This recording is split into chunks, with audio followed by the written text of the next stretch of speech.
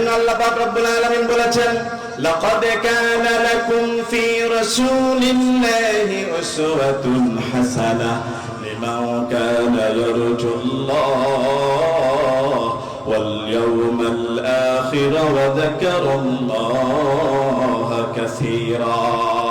কার কথা?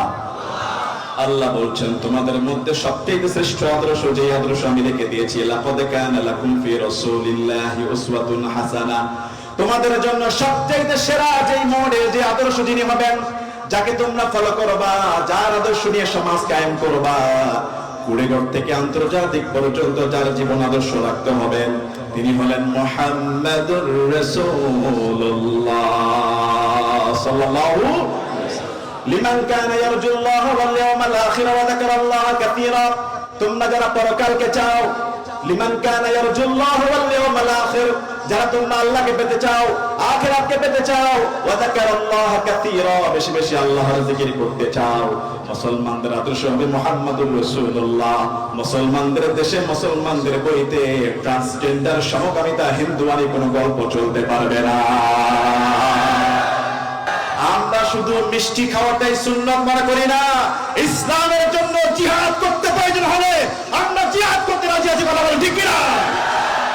আল্লাহ রাসূলের সুন্নাত থেকে মাথার তালু থেকে পায়ের তালু পর্যন্ত, এটা শুধু মুখে না, বাস্তবায়ন করা দরকার আছে না নাই? কথা বলেন আছে না নাই? আল্লাহর জমিনে আল্লাহর কথা বলতে আর কোনো ভয় নাই, কথা বলেন। আল্লাহর কোরআনের তরজমা তাফসীর করতে কোনো ভয় আছে? কোনো আপনার সংকীর্ণতা আছে? কোন সংকীর্ণ নাই। সুতরাং গোটা পৃথিবী যার হুকুম চলবে তার, কথা বলেন ঠিক না ঠিক? আমরা রাসূলুল্লাহর এক একটা সুন্নতকে চিন্তা করতে চাই, চাই কি চাই না?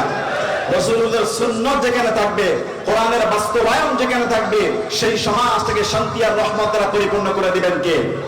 এজন্য রাসূল সাল্লাল্লাহু আলাইহি ওয়াসাল্লাম বলেছেন, মান আহাব্বা সুন্নতি ফাকাদ আহাব্বানি, যে ব্যক্তি আমার সুন্নতকে ভালোবাসবে সেজন্য আমি রাসূলুল্লাহকে ভালোবাসলো। ওয়ামান আহাব্বানি কানা মাই ফিল জান্নাহ, আর যেই উম্মত আমি নবীকে ভালোবাসবে ওই উম্মতটা আমার সঙ্গে জান্নাতে বসবাস করবে। সুবহানাল্লাহ। আমরা রাসূলুল্লাহর প্রত্যেকটা সুন্নাত চাই, আমরা শুধু মুখে চাই না, মাথার তালু থেকে পায়ের তালু পর্যন্ত আল্লাহ রাসূলের সুন্নাত, দ্বীন কায়েমের আন্দোলনের জন্য শপথ করব, রাজি আছি না নাই?